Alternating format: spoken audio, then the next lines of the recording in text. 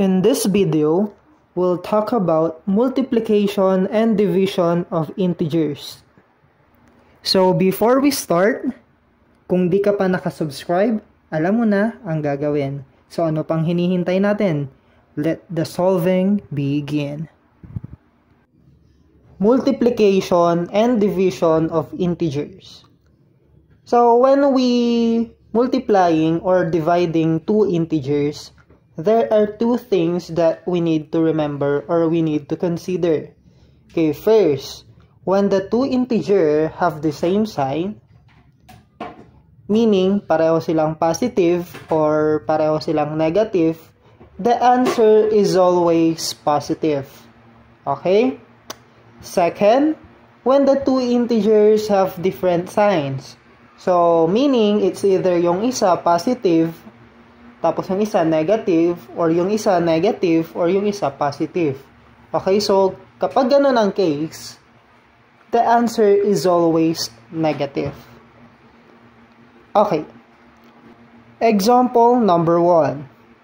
So we have 4 times negative 6. Okay, si 4 positive, si 6 negative. So multiply natin. 4 times 6 is 24. And then, since they have different sign, magiging negative. So our final answer is negative 24.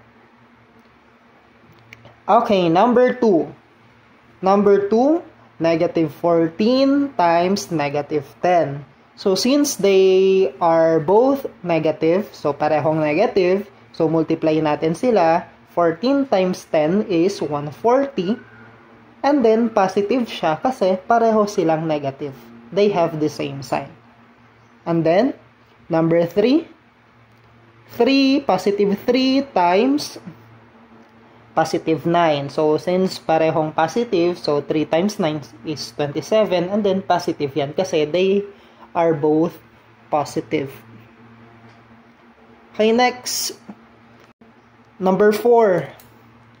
Number 4, negative 10 divided by negative 2. So, division tayo since they are both negative. So, magiging positive ang sagot.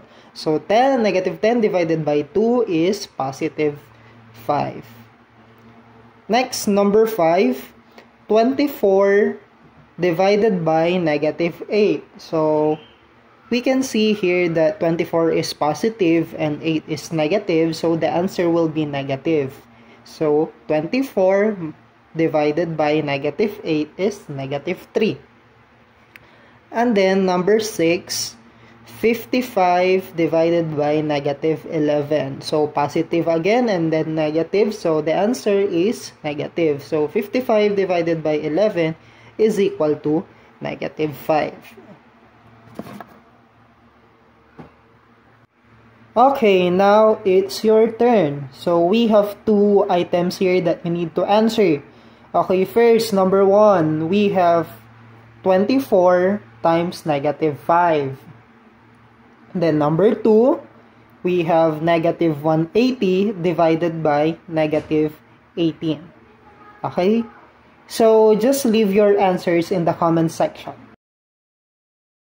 Kung ikaw ay may tanong, huwag mahiyang magtanong sa comment section.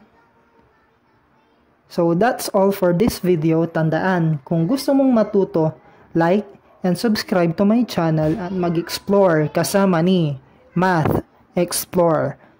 Thanks for watching. Peace.